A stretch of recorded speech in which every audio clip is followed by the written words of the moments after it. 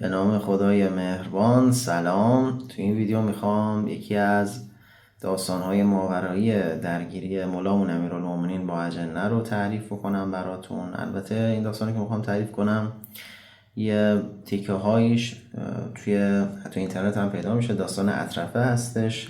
یه جنی بود که حالا اومد خدمت پیامبر رو کمک خواست و حالا من میخوام این داستان رو با تفسیر و تعبیرهای ماورایی و تحلیل اون اتفاقات که چرا به این شکل شد حالا ریز بریز براتون بگم و خیلی هم میتونه براتون آموزنده باشه که برای چی این اتفاقات افتاد و به چه شکل بوده.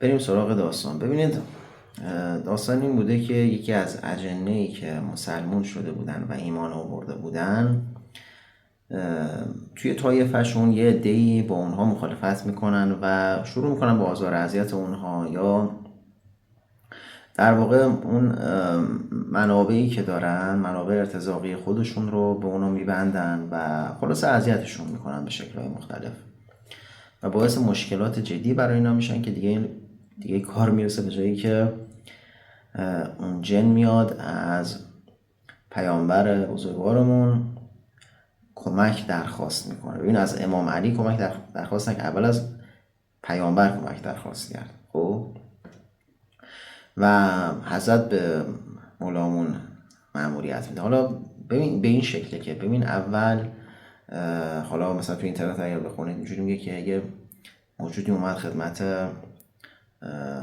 پیامبر، ولی اون چیزی که توی ماورا میگن و اتفاق افتاده اینه که اطرف اول به شکل یه گردباد اومد. خب به شکل گردباد اومد، یه گرد و غباری هم داشت.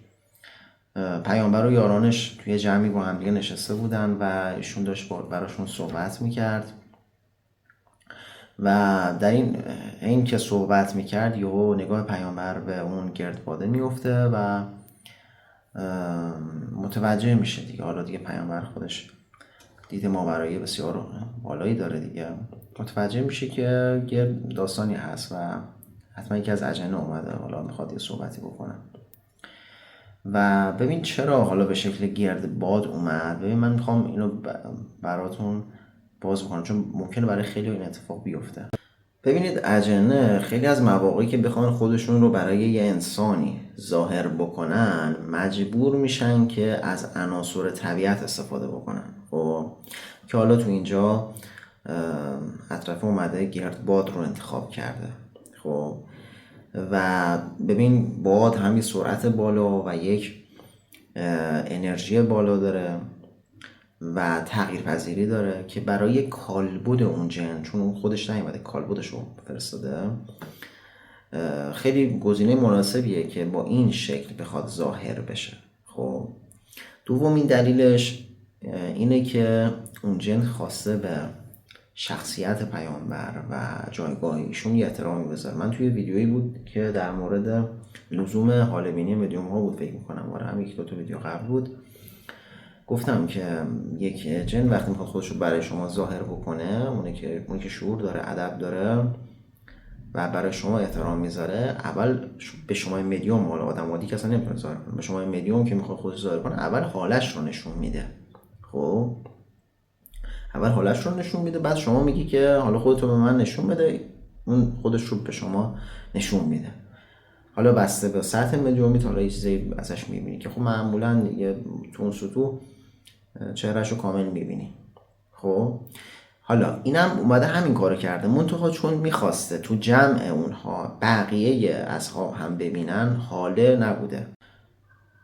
ببین چه انتخاب خوبی کرده. ببین درسته طرف، حالا میگیم مثلا پیامبر که خب دیگه ته مدیوماست، ولی بالاخره تو وقتی یهو جلوی یکی ظاهر بشون انسان دیگه ممکنه بترسه. من حالا تو ویدیو هم گفتم یه جور خودش احترامه، یه جور اون ادب و شخصیت اون موجود رو نشون میده.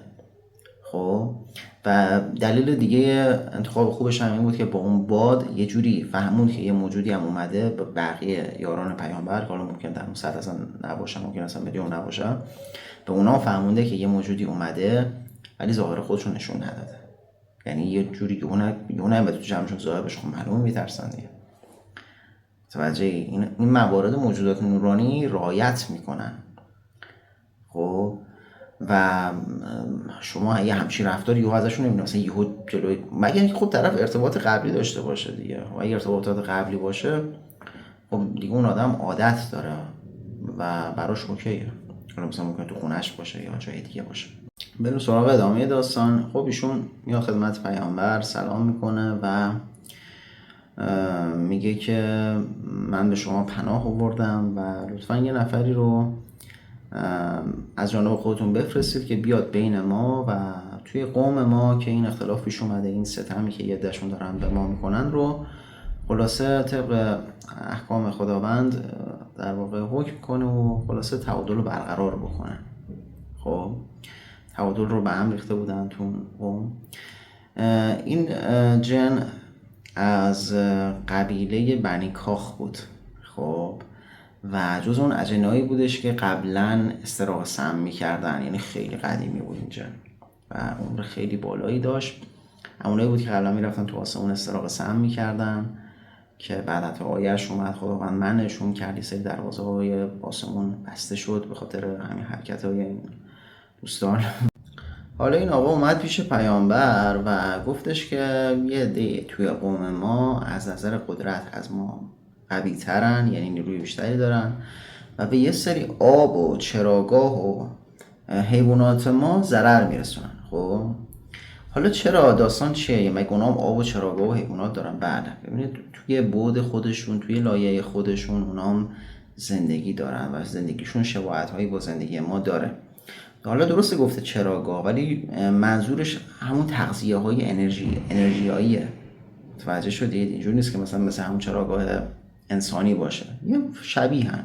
مثلا میگه آب، ولی شبیه این آبه که تو این دنیا هست، مثلا H2O یا یه لایه های لطیفتریه، یک ظرافت های خودش رو داره اون اشیا و تفاوت هایی داره و حیوانات هم دارن و مال هست، نمیدونم اموال ممکنه داشته باشن، اینا همه در نظر داشته باشید و کار میکنن. من اینا رو قبلا فکر کنم تو ویدیو قبلی گفتم اینا کار میکنن، اینجوری نیست مثلا همش یه جا نشسته باشن، نه، توی شهرهای خودشون مشغولن و نمیدونم ازدواج میکنن، فرزنددار میشن، اینا همه جز طبیعت زندگیشون هست.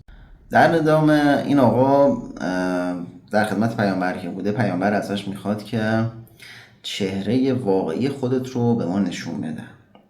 در واقع پیامبر که میدونسته چهره واقعیشون چجوریه، میخواست که در واقع اون یارانی که میخوان بفرستن بالاخره طرف نترسه، اینجا یه دیداری با چهره واقعی اونها داشته باشه که وقتی وارد قومشون میشه اصطلاحاً تعجب نکنه یا نترسه و خلاص خودشو گم نکنه.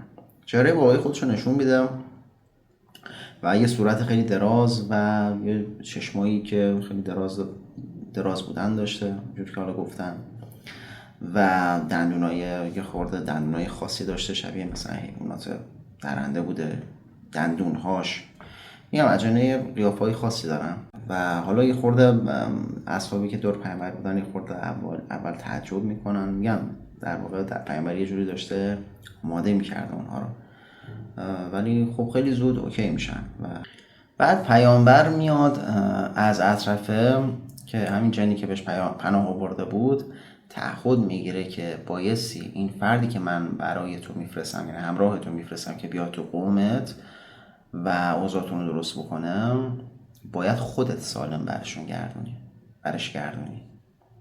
اینجا خیلی نکته هست و من خیلی در موردش فکر کردم. ببین، اول اینکه پیامبر یه تعهد ماورایی از اون جن گرفت، خب که خودت بردی خودت هم برش کردی. اول که قرار نبود حضرت علی بره، حالا میگم تو ادامه داستان خب یکی از اصحاب عادی می‌خواست بره. خب ببین اون انسان قاعدتاً باید برون فکنی میکرد، خب و توانایی این رو میداشت. دوم اینکه ببین اجن، حالا این در مورد برون فکنیاتون هم خیلی به کارتون میاد نکته که میگم. ببین اینا چجوری حرکت میکنن، اونا میان بین یه لایه های فرکانسی خاصی، یعنی این لایه با اون لایه یک سری خودش یه فضاهایی هست، خب میان از فضاهای بین ابعاد و لایه ها استفاده میکنن برای حرکتشون. خب به خاطر همین مثلا میتونه توی یک آن توی این شهر باشه، توی یک آن هم بلافاصله بره توی شهر دیگه. خب یعنی توی چشم، کمتر از چشم هم زدن مثلا بره توی شهر دیگه. خب انسان هم همین قدرت رو داره دیگه. حالا من تو برون فکنی هم گفتم و اینا خیلی مواقع خب ببین برای انسانی که میگم، حالا بنده خدا من اون اشاره خب اون که امام علی که اول حضرت علی قرار نبود بره و خب اون بنده خدا چه میدونه مثلا چجوری باید بین ابعاد حرکت کنه. خب یه سطح بالایی میخواست از لحاظ ماورای اون آدم. خب این ممکن تو اون آدم نباشه. این مسیرها برای خب اجنه و یه سری حالا مدیوم ها میتونن توی این مسیرها حرکت بکنن و نکته ای که هست، ببین حالا اینی که دارم میگم خیلی تو برون فکری تو ممکنه پیش بیاد. تو بعضی جاها که میری، بعضی تغییر لایه‌ها که میخوای بدی، یه اتفاقاتی پیش میاد برات، زمان برات خیلی کش میاد. خب من خودم تجربه شخصی خودم بوده، بعضی موقع فکر میکنی که تصور تا اینه که مثلا 100 سال تو اون جنگلی، حالا مثلا تو خوابی که دیدی بعد فرداش بلند میشی میدونی مثلا یه چند لحظه اونجا بودی، ولی اون حس اونجا داری که 100 سال انگار مثلا اونجا بودی و 1000 سال انگار تو اون جنگل بودی یا تو بین اون فضا تو اون بیابون بودی. خب زمان ممکنه برطرف کش بیاد، ممکنه طرف یه سری مسائل رو میدید، خب یه صحابی عادی بود دیگه، یه سری مسائل رو میدید که ذهنشون درک نمیتونست بکنه درست اونها رو.